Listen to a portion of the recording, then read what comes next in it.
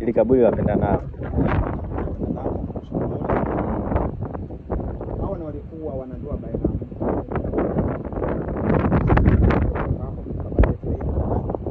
ndio. Changamoto mmoja kwamba hawa ni msemaji bado kufadhili sio kama ni bali kama mikopo. Au tunasema ni zabi.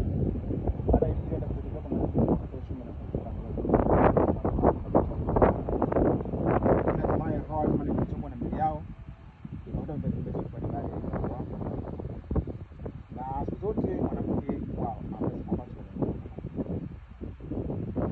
mwanamke anapaswa kuongoza kwa maana tunaona kwenye kaburi hili huku mbele akamzika mwanamume, huku nyuma akamzika mwanamke na kati ilikatanisha.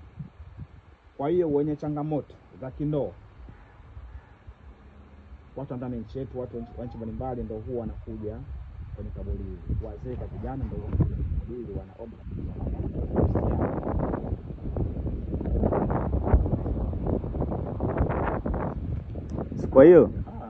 Kwa hiyo hawa ni tofauti na wale ambao walikuja kwenye mji huu kwa ajili ya ile biashara sijui nini. Hao walikutwa tu ni wote. Okay, sawa. Ndio maana tunaona kama hata makaburi yao yanafanana. Sawa.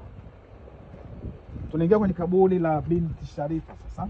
Binti Sharifa.